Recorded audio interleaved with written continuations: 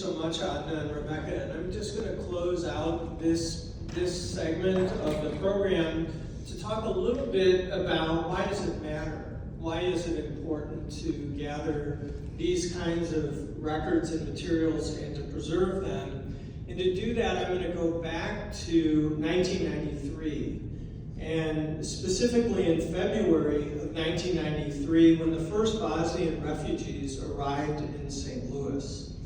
They were survivors from the concentration camps in northwest Bosnia, near Prijedor, places that are familiar to you, Omarska, Karaturm, Črnobolje, and Manjača. Those 5 families that arrived that month included a husband and wife who had been imprisoned together. She was one of a very small number of women who were imprisoned at Omarska. They came and they were part of the targeted intelligentsia that was to be exterminated, eliminated, permanently removed from Prijedor. They spent their first night in St. Louis sleeping on the floor of an empty apartment using their coats as pillows. So the first arrival was very inauspicious in St. Louis. But that nucleus of the community grew around those first 5 families, and they came from all parts of Bosnia and Herzegovina. Later in the war, we had a large community that came from eastern Bosnia following the Srebrenica genocide. In 2005, we held a 10-year Srebrenica commemoration event at the Missouri History Museum. And at that event, I met Ben Moore. Ben, as Adna mentioned, was the professor at Fontbonne University, but he was also the founder of the Bosnia Memory Project that later became the Center for Bosnian Studies. I should mention, just coincidentally, at that same meeting, I met my wife, Jasna. Some of you met her last night.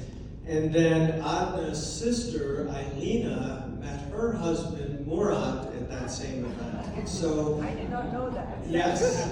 So I used to joke and say, that event spawned 2 marriages and 4 children. So, maybe more, who knows. So after that event at the History Museum, Ben and I had lunch with Jack Lutzkow, who was a professor of history at Fontbonne. And as Adna mentioned, Ben in particular, but both of them were interested in engaging their students with the local Bosnian community.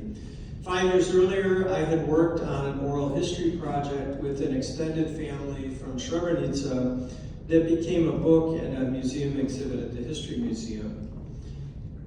At the same time, there was a man from Prijedor, Amir Karadzic, who was a refugee living here in St. Louis, and he was interested in developing an exhibit on the genocide in Prijedor. And he had approached me and also our local Holocaust Museum as a potential venue for that exhibit. So it was a perfect meeting of 2 opportunities, and I suggested to Ben and Jack that they team up with Amir to gather testimonies from the Prijedor survivors and have their students conduct the oral histories. And that was, at least in part, the beginning of the Bosnian Memory Project, which grew then later through all of the different development and growth out of that. Amir, Ben, and I traveled to Prijedor in 2006 to research the genocide and to conduct interviews in Prijedor, in Kozarac, in Sanski Most, and in Banja Luka. And in talking with Amir last night, I realized, where's Amir? He's here somewhere. Oh, Amir, there you are. I realized this is another point of connection because I met Irvana's mother without knowing. Her name is Senija Kapitanovic. She was a member of the government. I met Minka Chahajic, who is Irvana's aunt.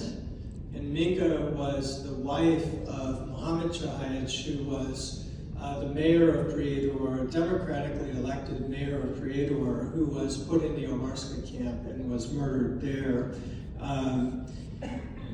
There's a lot I could say about all of those people. I met Morcelovic,